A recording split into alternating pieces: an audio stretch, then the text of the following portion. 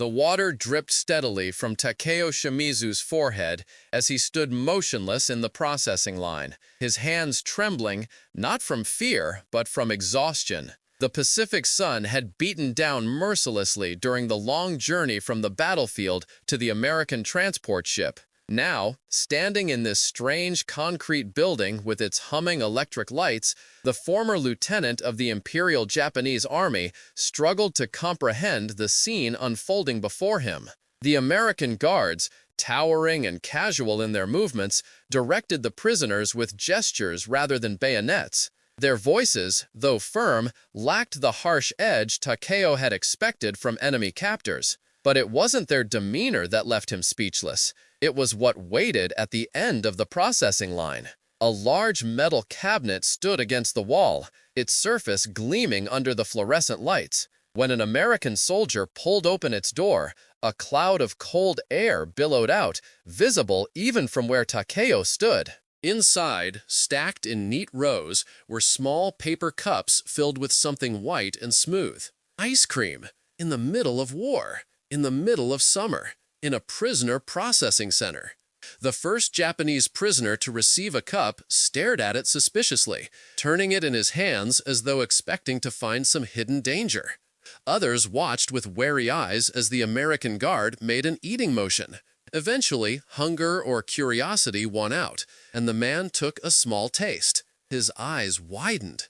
Even from several places back in line, Takeo could see the shock register on his face. Within seconds, the cup was empty, and the prisoner stood frozen, staring at the guard in disbelief. When Takeo's turn came, the cold of the cup against his palm felt almost painful after months of tropical heat. The sweetness that spread across his tongue was so intense, so unexpected, that for a moment he forgot he was a prisoner of war, forgot the shame of capture, the fear of what awaited him.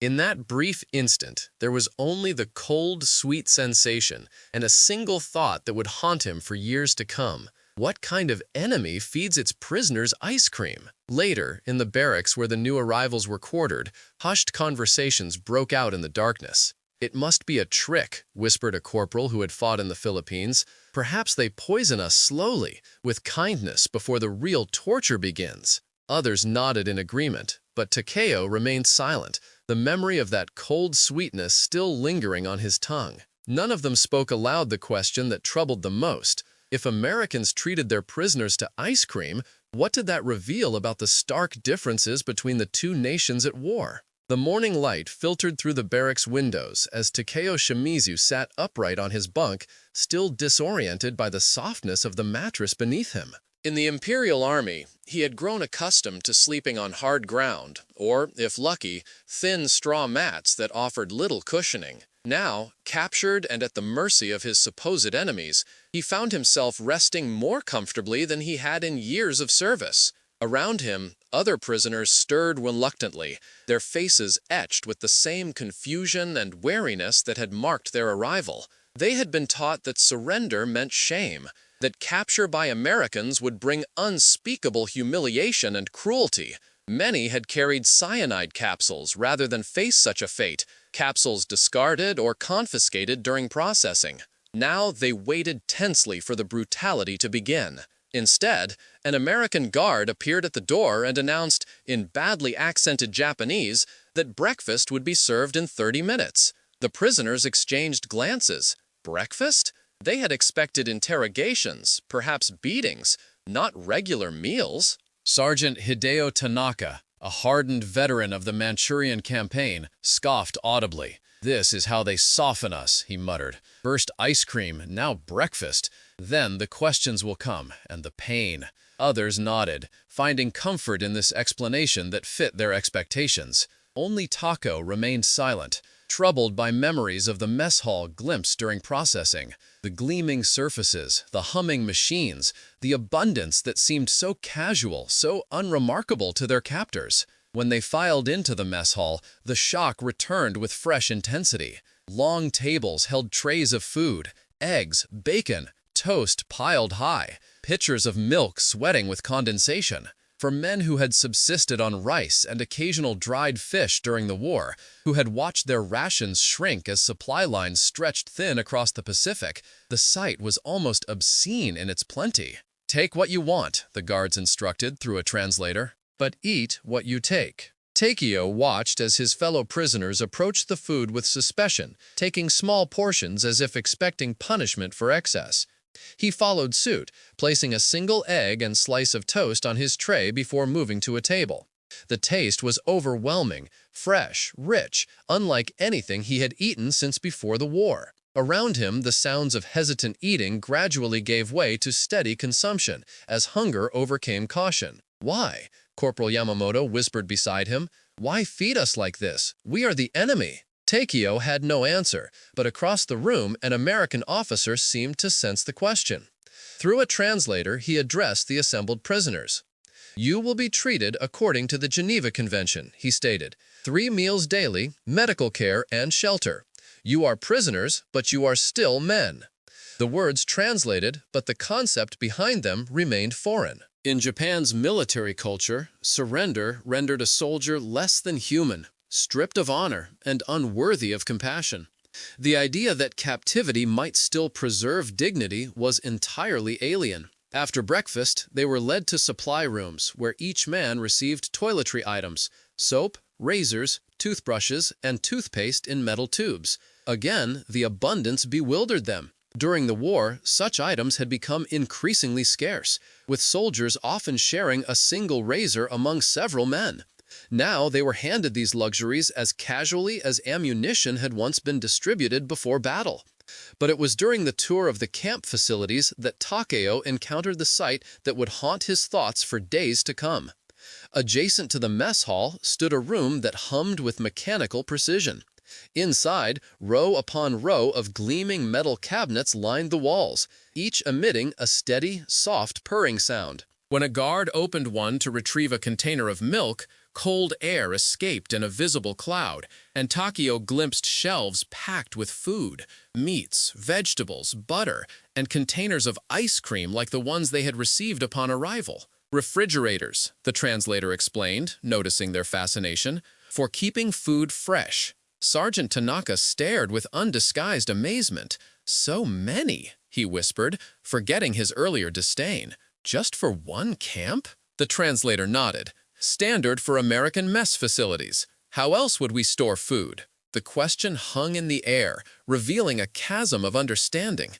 In Japanese military camps, food was prepared immediately after delivery, preserved with salt, or sometimes left to spoil for lack of proper storage.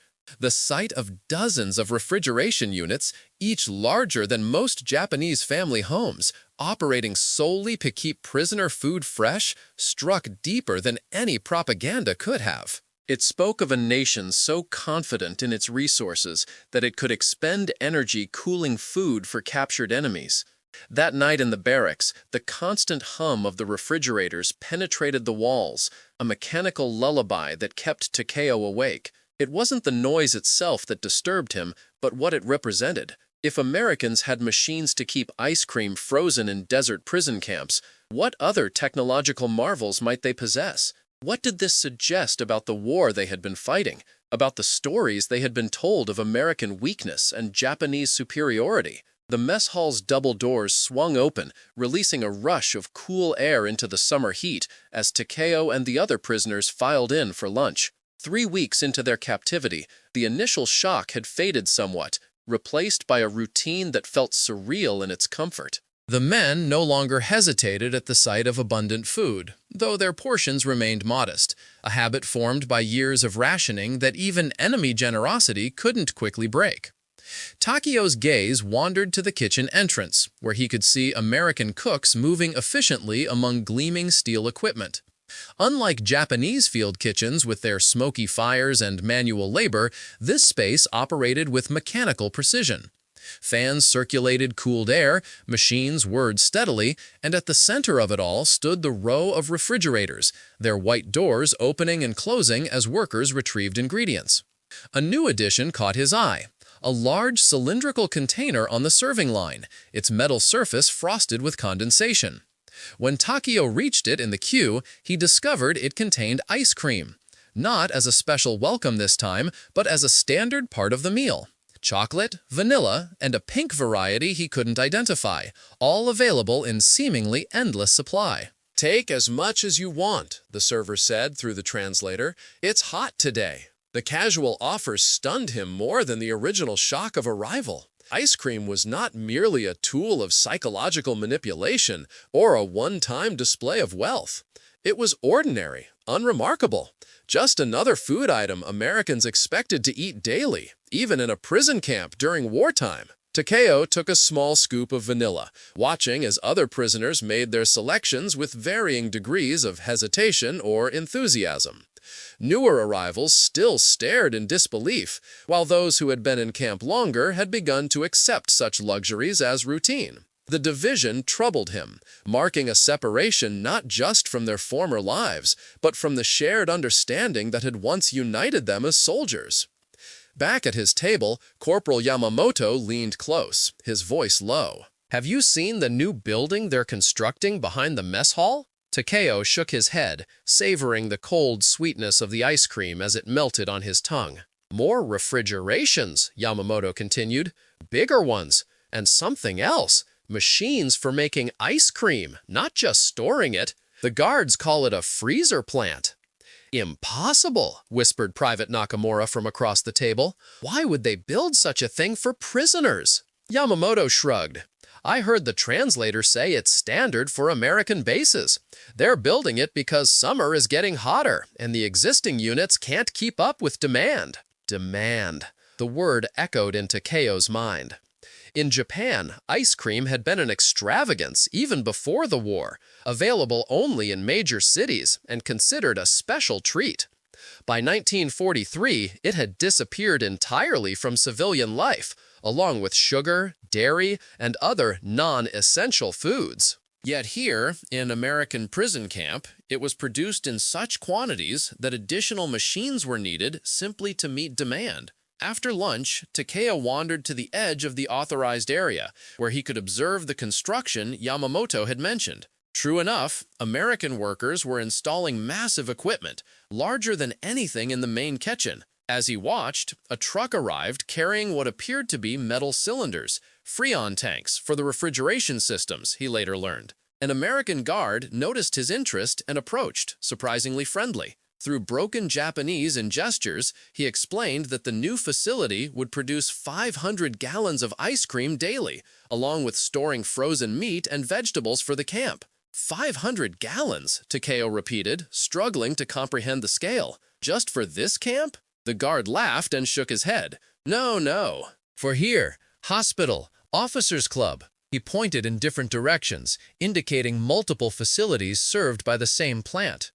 Takeo nodding as though this clarified matters, but inwardly his confusion deepened. Even divided among several sites, the production capacity far exceeded what seemed reasonable for a military installation. How much ice cream did Americans consume? What kind of war effort could sustain such extravagance? "I saw a letter from my wife yesterday," Private Hayashi announced during breakfast, his voice strained with emotion. The mess hall quieted, all eyes turning toward him. Mail from home was rare and precious, especially given the censorship on both sides and the difficulties of wartime communication. "She writes that Tokyo has been without ice for 3 months," he continued. "The factory in their district was bombed. She keeps food buried in the ground to prevent spoiling." The contrast with their surroundings, the cool mess hall with its humming refrigerators, the pitchers of cold milk on each table, struck like a physical blow. Takeo set down his spoon, appetite suddenly gone. Around him, other prisoners did the same, faces clouded with something beyond homesickness, shame. "My daughter had a fever," Hayashi went on, his voice dropping to a whisper. "No ice for cooling her body, no fresh food during recovery. She asked my wife why the Americans have all the ice." He looked up, eyes glistening. "How do I answer her when I return? How do I explain that I ate ice cream while she suffered?" Silence enveloped the table. This was the unspoken burden that had grown heavier with each demonstration of American abundance. Not just the military implications, but the personal ones. They were experiencing comforts unavailable to their own families, comforts provided by the very enemy their propaganda had portrayed as materialistic and soft. "You will tell her nothing of this," Sergeant Tanaka said firmly. "It is our duty to endure captivity with dignity, not to bring back stories that demoralize those at home." Some nodded in agreement, finding comfort in this framework of duty and silence. But Takeo noticed others, particularly younger soldiers, exchanging troubled glances. The gulf between propaganda and reality had grown too wide to dismiss. After breakfast, Takeo's work detail was assigned to unload supply trucks at the camp's receiving area. Among the deliveries was a shipment of new refrigerator parts, compressors, condensers, and Freon tanks for the expanded freezer plant. As they carried the heavy components to their designated storage area, an American supervisor explained through the translator that these parts were standard replacements kept on hand for routine maintenance. "We get shipments like this every month," the translator relayed. "The Americans say refrigeration is considered essential infrastructure, prioritized even during wartime shortages." Corporal Yamamoto, working alongside Takeo, shook his head in disbelief. "Essential infrastructure," he repeated, "for ice cream." But Takeo had begun to understand that it wasn't just about ice cream. The refrigerators represented something more fundamental, a society so industrialized, so electrified, so wealthy in resources that it could combat the natural order, preventing food from spoiling, keeping beverages cold in summer, creating frozen treats on demand, as a matter of course. The package arrived on a Tuesday, delivered to the camp's administrative office, and then carried to the barracks by an American guard who seemed almost apologetic as he approached Takeo. "Special delivery," he announced through the translator, "Lieutenant Shimizu." The other prisoners watched curiously as Takeo accepted the brown paper parcel, turning it over in his hands. Mail was uncommon, but not unheard of. Packages from home, however, were exceptionally rare due to Japan's collapsing infrastructure and strict censorship. This one bore American postmarks. "From my brother's family in California," the translator explained. "They were notified you were here." Takeo stared in confusion. He had no relatives in America, no connections at all to this country before his capture. The guard shrugged at his bewilderment and moved on, leaving Takeo holding the unexpected delivery as his fellow prisoners gathered around. Carefully unwrapping the brown paper, he revealed a cardboard box containing several items: a letter, photographs, and something wrapped in waxed paper. The letter, written in stilted Japanese, introduced the sender as Kenji Taniguchi, a distant cousin of Takeo's mother who had emigrated to America in 1922. Somehow, through the Red Cross or military notifications, this man had discovered Takeo's presence in the camp and sent what he called comforts from home. The photographs showed a Japanese-American family standing before a small house in what appeared to be an agricultural area. A man, woman, and 2 children smiled stiffly at the camera. What caught Takeo's attention, however, was the background: a well-maintained property with an automobile visible in the driveway and electric lines running to the house. But it was the final item that drew gasps from the prisoners who had crowded around. Unwrapped from its waxed paper, a small container of what appeared to be homemade ice cream sat before them, still partially frozen despite the journey. A note attached explained that it had been packed in dry ice for transport, a luxury unimaginable in wartime Japan. "They sent ice cream?" Sergeant Tanaka asked incredulously. "In the mail?" The gesture transcended mere generosity. It demonstrated a capability so far beyond Japan's current resources that it bordered on the fantastical. Even as they marveled at the partially melted treat, which Takeo divided among those present, the implications settled heavily upon them. "Your relatives live well in America?" Private Nakamura asked, savoring his tiny portion. Takeo shook his head. "Not relatives, distant connections at best. I never knew of them before today." "Yet they have ice cream to spare," Corporal Yamamoto observed quietly. "And means to send it across the country without it melting entirely." The package represented more than unexpected kindness. It provided a glimpse into Japanese-American life that contradicted much of their propaganda. These were not the oppressed minorities they had been told about, but people who apparently lived with the same material comforts as other Americans: automobiles, electricity, refrigeration, despite their Japanese heritage. Later that day, Takeo sought out the translator, Sato, hoping for context.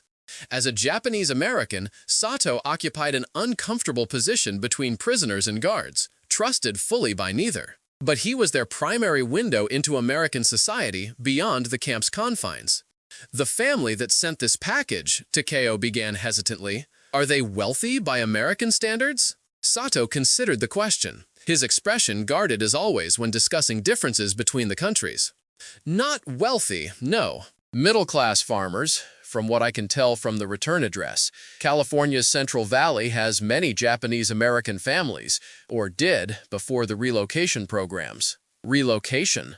A shadow crossed Sato's face.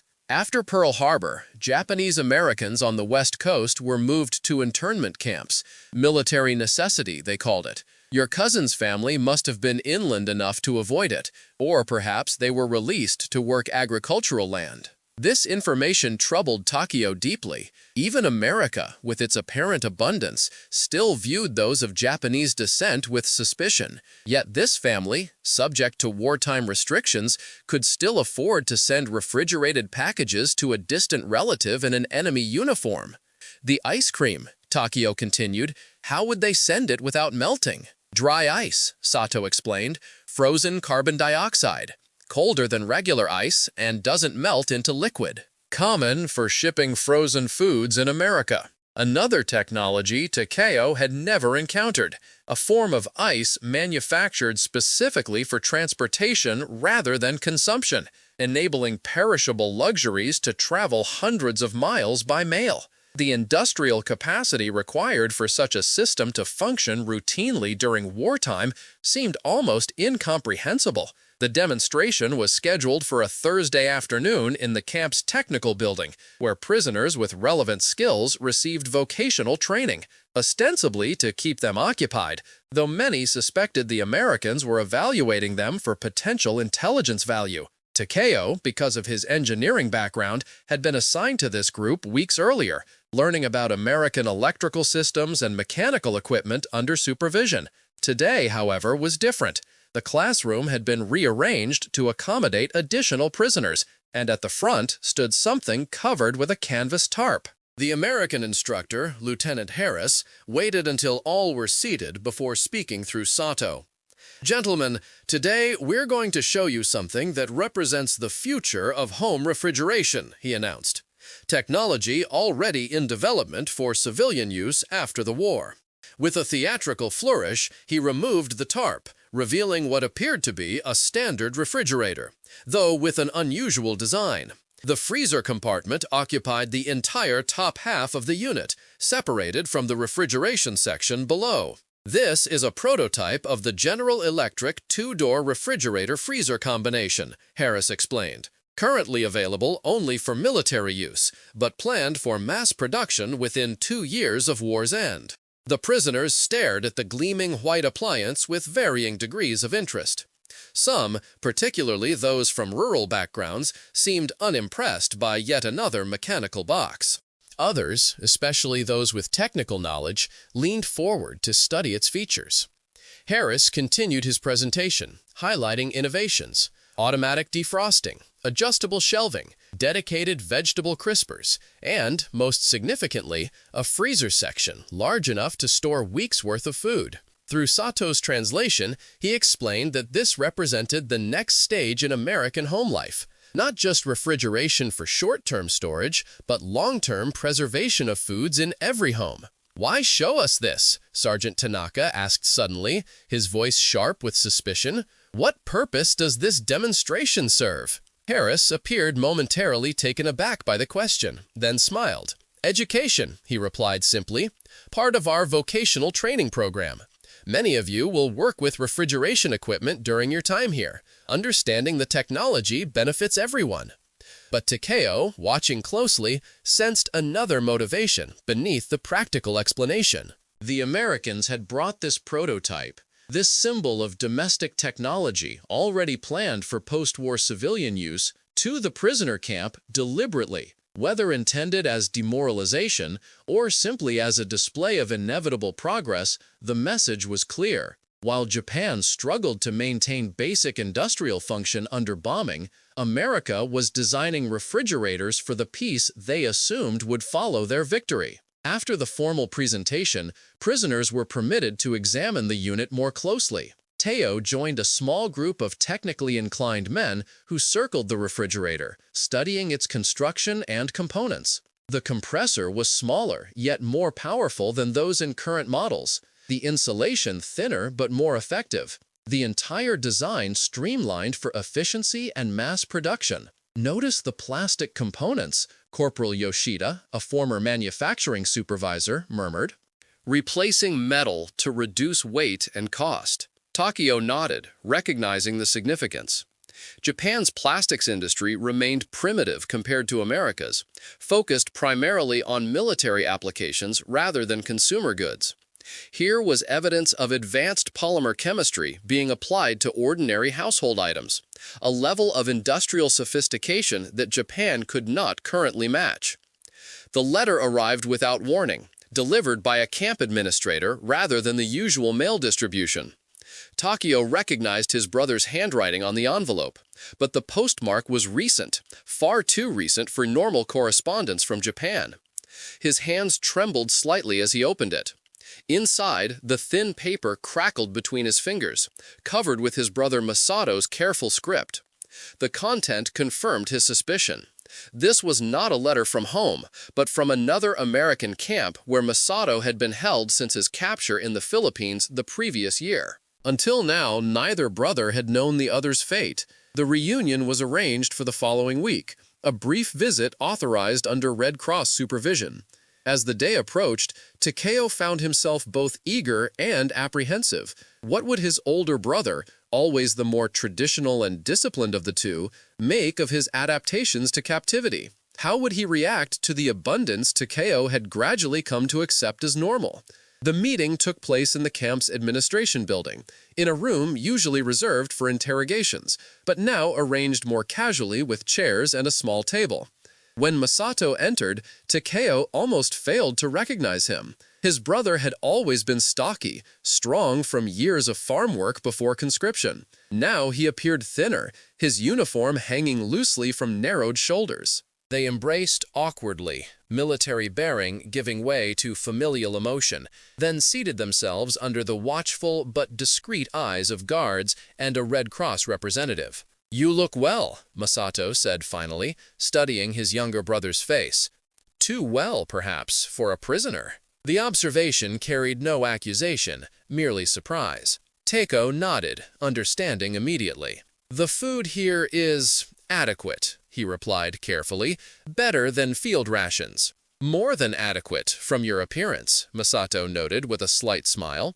"They told me this camp has excellent facilities. I see they weren't exaggerating." Their conversation began cautiously, each testing what could be safely discussed before guards or censors. They exchanged information about their captures, their health, limited news of family gleaned from occasional letters home. As they grew more comfortable, Masato leaned closer. "Is it true what they say about this place?" he asked in a lower voice. "The American food? The luxuries?" Takeo hesitated, weighing honesty against the potential impact of his words. "What have you heard?" "Stories circulate among camps. Some prisoners claim to receive ice cream regularly. Others speak of picture shows, sports equipment, even beer on occasions." Masato's tone suggested skepticism, as though repeating tales too fantastical to believe. "Much of it is true," Takeo admitted quietly. "Not beer, but the rest, yes.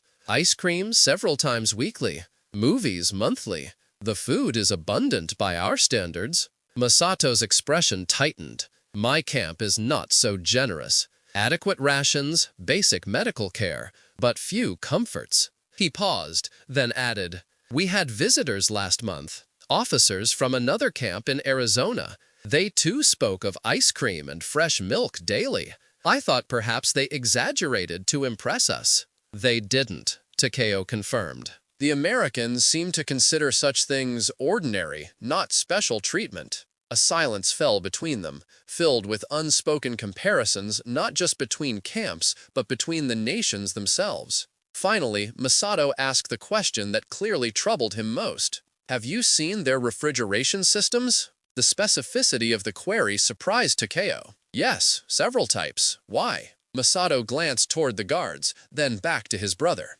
Before my capture, I was assigned to a supply depot in Manila. We had one refrigeration for the entire command, German-made, already old when the war began. It required constant maintenance, and even then functioned poorly in the heat. He leaned closer, his voice dropping further. The Americans abandoned a field hospital during their retreat. Inside, they had left 5 refrigeration units, destroyed to prevent our use, but still recognizable. Not just for medical supplies, but for food, for water, even for blood plasma. Our engineers could not repair them. The technology was beyond our capabilities. The admission clearly pained him. Masato had always been proud, confident in Japan's strengths. To acknowledge such a technological gap, even privately to his brother, represented a significant shift. The Americans here are already designing new models for after the war, Takeo told him. Larger freezer compartments, automatic features. They speak of them as certainties, as though defeat is inconceivable. Masato's gaze dropped to his hands, calloused and rough compared to Takeo's softer ones. And is it inconceivable? The question hung between them, dangerous in its implications. To suggest Japan might lose the war bordered on treason. Yet here, thousands of miles from home, surrounded by evidence of American industrial might, the question seemed not treasonous, but painfully rational. I don't know, Takeo answered honestly. But I have seen things that make me wonder what our leaders knew when they chose this path. Not just refrigerators, everything. The scale of production, the casual abundance, the technology we glimpse even in a prison camp. Their conversation turned to memories of home, of family, of peacetime Japan with its beauty and traditions. Neither brother spoke again of defeat or victory, of refrigerators or ice cream. But as their visit concluded and they embraced once more, Masato whispered something that would haunt Takeo for months to come. If what you've seen is their prison, he murmured, imagine their paradise. The seasons had turned twice since Takeo's first encounter with American ice cream. Autumn now painted the camp's perimeter trees in brilliant colors, and the relentless heat of summer had given way to crisp mornings that fogged breath and stiffened fingers. For the prisoners, the changing weather brought new rhythms to camp life. Different work assignments, altered meal patterns, heavier blankets at night. Yet the refrigerators continued their constant operation, humming through seasonal changes, as though climate itself could be regulated, controlled, denied. Inside their gleaming compartments, summer persisted artificially. Ice cream remained frozen, milk stayed cold, meat resisted spoilage despite nature's cooling outside. This technical triumph over seasonal patterns had once amazed Takeo. Now, after more than a year in captivity, he recognized it as merely one facet of America's larger relationship with the natural world. A relationship built on technological intervention, on reshaping environments to suit human comfort rather than adapting human behavior to environmental constraints. On this particular morning, Takeo had been assigned to the camp's receiving area, where supply trucks arrived with their weekly deliveries. The work was not difficult, mostly lifting and carrying boxes to appropriate storage areas, but it provided glimpses into the camp's operations that most prisoners never witnessed. Today's delivery included something unusual, large metal containers that required special handling. When Takeo inquired through the translator, he learned they contained ice cream from a regional dairy, not the standard military issue served in the mess hall, but a commercial variety destined for the officers' club and upcoming camp celebrations. Thanksgiving is next week, the American supply sergeant explained casually. Traditional holiday. Turkey, pumpkin pie, ice cream, the works. The translator relayed this information without emphasis, but Takeo noted the implications. Even approaching winter, with transportation systems strained by wartime demands, the Americans maintained supply chains for frozen desserts, not as military necessity, but for holiday celebrations, for tradition, for normalcy during global conflict. As they unloaded the special containers into the walk-in freezer, Takeo noticed they bore a commercial label, Meadowbrook Dairy Premium Ice Cream. Below, in smaller text, 27 flavors available upon request. 27 varieties of a single frozen luxury, produced by just one regional company, delivered routinely even during wartime. The scale suggested dozens, perhaps hundreds of similar operations across the country, each with its own refrigeration equipment, distribution networks, and consumer base. The industrial capacity this represented, just for one non-essential food item, exceeded what many Japanese cities could maintain for critical supplies. Later that day, during the noon meal, Takeo found himself seated beside Private Hayashi, whose letter about Tokyo's ice shortage had affected him deeply months earlier. They had not spoken often since then, separated by work assignments and the natural social groupings that had formed among prisoners. "Have you had news from home?" Takeo asked tentatively, aware that mail had become increasingly sporadic as Allied bombing intensified over Japan. Hayashi nodded, his expression tight. "A letter last month, brief, heavily censored. My daughter recovered from her illness, but food remains scarce. My wife writes that they burn furniture now for cooking, as coal is unavailable to civilians." The contrast with their surroundings, the heated mess hall, the abundant food, the humming refrigerators, hung unspoken between them. Takeo thought of the Thanksgiving preparations he had witnessed that morning, of 27 ice cream flavors considered unremarkable by their captors. "They are planning a special meal next week," he said finally. "An American holiday called Thanksgiving. There will be additional food, including more ice cream than usual." Hayashi's smile held no humor. "While our families burn furniture to heat rice." He paused, then added quietly, "I have been thinking about refrigerators recently." The statement caught Takeo's attention. "In what way?" "Not just as machines," Hayashi explained, his voice low, though no guards were near enough to overhear.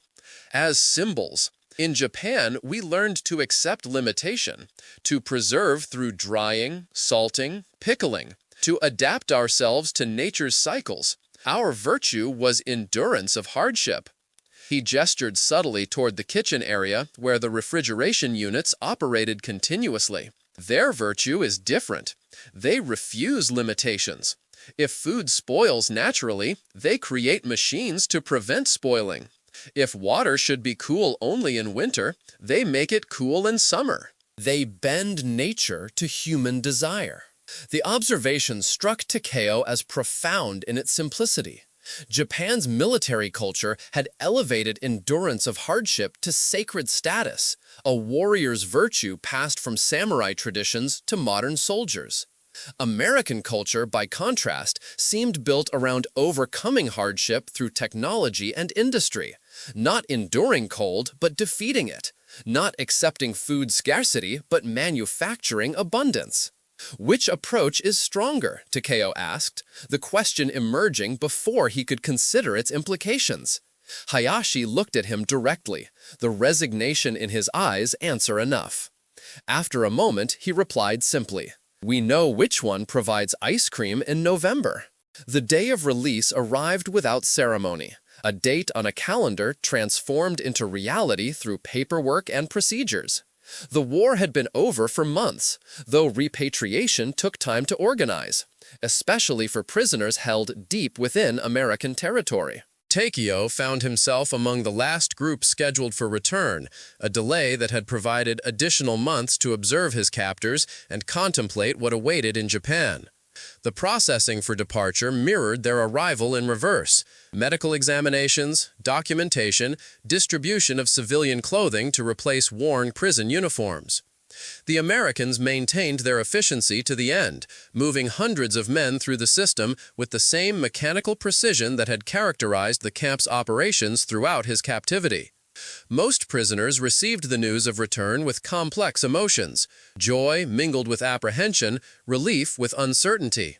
Japan's surrender had been absolute, its territory now occupied by the same forces that had guarded them. What homeland would they find? What future awaited former soldiers of a defeated empire? On their final evening in camp, the Americans organized a farewell meal that reflected either tone deafness or deliberate symbolism. Takeo could never decide which. The menu included items that had once shocked them with their abundance, but had since become routine. Fresh meat, vegetables, bread, and, of course, ice cream. Several flavors were offered, served from the same metal containers Takeo had helped unload months earlier.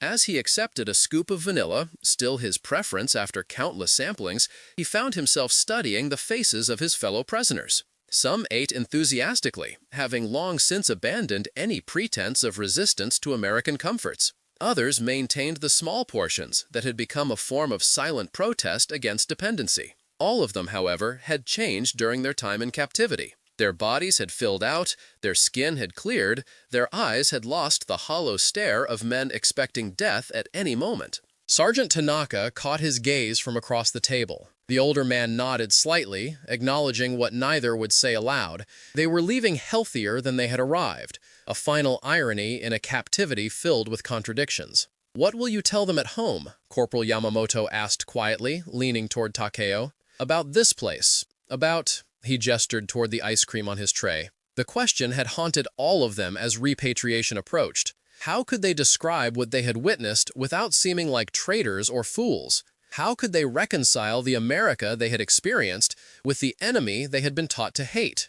"The truth," Takeo replied after a moment, "or parts of it. That American prison camps were organized, efficient, that we were treated according to international law. And the refrigerators? The abundance?" Takeo considered the question, aware that his answer reflected more than personal choice. It represented how an entire generation of returned prisoners might shape Japan's understanding of its former enemy. "I will say that America's strength came not just from weapons, but from industry. That they could afford to feed even prisoners well because their factories never stopped producing, even during war." "They won't believe you," Tanaka interjected, his voice low but firm.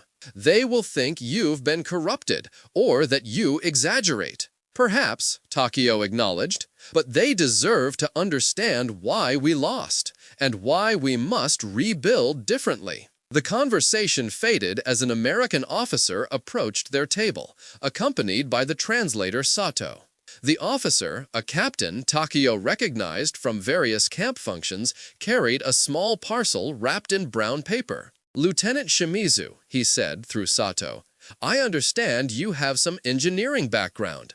During your time here, you've shown interest in our refrigeration systems." Takeo nodded cautiously, uncertain where this was leading. "This is for you," the captain continued, placing the package on the table. "A technical manual on refrigeration principles. Nothing classified, just basic theory and design. Perhaps it will be useful in your country's reconstruction." The gesture stunned Takeo. The Americans were not merely releasing their prisoners. They were sending them home with knowledge, practical, technical information that might help rebuild what American bombs had destroyed. Was it generosity? Strategy? A final demonstration of confidence in their technological superiority? Perhaps all three. "Thank you," he managed, accepting the manual with a slight bow. The captain nodded, then addressed the broader group. "Your transport leaves at 0600 tomorrow. I wish you all safe passage home." As the officer departed, Takeo opened the manual carefully. Inside were detailed diagrams of refrigeration cycles, compressor designs, and electrical schematics, information that would have been considered military intelligence during active conflict, but was now offered freely to former enemies. Looking up, he found his fellow prisoners watching him with expressions ranging from curiosity to suspicion. The manual represented yet another contradiction: knowledge freely given by conquerors to the conquered. Technical assistance offered without apparent conditions. "They believe we cannot threaten them again," Tanaka observed quietly. "That is why they share their secrets so easily." Or perhaps, Takeo suggested, they see more benefit in a rebuilt Japan than a ruined one. The night passed slowly, few prisoners finding sleep as they contemplated their imminent return to a homeland transformed by defeat. Teo lay awake, listening to the refrigerator's hum one final time, that steady, mechanical sound that had accompanied his captivity from first day to last. In the morning, as they boarded transport trucks that would take them to the harbor, he looked back at the camp that had been his home for nearly 2 years. The white buildings gleamed in the early light, the American flag fluttered above the administration office, and from the kitchen came the faint whirring of machines continuing their endless task of creating cold in a world of heat. On the ship that would carry them across the Pacific, Japanese prisoners gathered on deck, watching the American coastline recede into distance. Many stood silent, lost in private thoughts. Others spoke in low voices about what awaited them in Japan, about families they hadn't seen in years, about how to explain their survival when so many others had perished. Takeo found a quiet spot near the railing, the technical manual tucked securely inside his jacket. From his pocket, he withdrew something he had kept hidden since that final meal, a small paper cup of ice cream, now melting in the sea air. He watched as the white cream turned to liquid, remembering that first shocking taste years earlier. The cold was gone now, the sweetness diluting as it returned to its natural state. Without refrigeration, without the constant application of technology, even ice cream surrendered to inevitable change. Yet the knowledge of how to create it remained, preserved in manuals, in machinery, in the minds of men who had witnessed its production. Japan, too, would melt and reform, Takeo thought. The old certainties had dissolved like ice cream in summer heat, leaving his homeland fluid, changeable, capable of taking new shapes. And he, along with thousands of others returning from American captivity, carried seeds of transformation, memories of refrigerators humming through the night, of abundance maintained even for enemies, of a society that bent nature to its will rather than bending to nature's limitations. As the last of the ice cream dripped through his fingers into the vast Pacific, Takeo made a silent promise to himself. He would not forget what he had witnessed in captivity. Not the humiliation of surrender, not the shock of unexpected comfort, not the complex lessons hidden within something as simple as frozen cream. These experiences, painful and contradictory as they were, would guide whatever life he built in post-war Japan. The ship steamed westward, carrying men caught between worlds. No longer soldiers, but not yet civilians, shaped by defeat, yet bearing knowledge that might contribute to renewal. Behind them, America continued its production of refrigerators, ice cream, and technologies that defied natural limitations. Ahead lay a Japan that would need to decide which aspects of its former enemy's power to resist and which to embrace. For Takeo Shimizu, former lieutenant of the Imperial Japanese Army, the journey home began with a question that had no simple answer. How does a culture that valued endurance above all else learn from one that refused to endure hardship when technology could overcome it? The answer would emerge not in grand declarations or political manifestos, but in countless small decisions, in rebuilt factories, redesigned homes, and reimagined relationships between people and their environment. Perhaps someday, he thought, as the American coastline disappeared completely, Japanese children would eat ice cream without thinking it remarkable. Perhaps refrigerators would hum in ordinary homes, preserving food through summer heat. Perhaps the very technologies that had symbolized their defeat would become tools of their renewal. Until then, he would carry the memory of cold sweetness on his tongue, of mechanical hums in the darkness, and of the strange revelation that had come to him in an enemy prison camp. Sometimes, strength lies not in enduring hardship, but in refusing to accept it as inevitable. Have you ever wondered how small technologies we take for granted shaped the perceptions of those who encountered them for the first time? What everyday comfort in your life might seem miraculous to someone from another time or place? The hidden stories of human encounters during history's darkest moments reveal not just conflicts between nations, but between different ways of imagining what human life could and should be.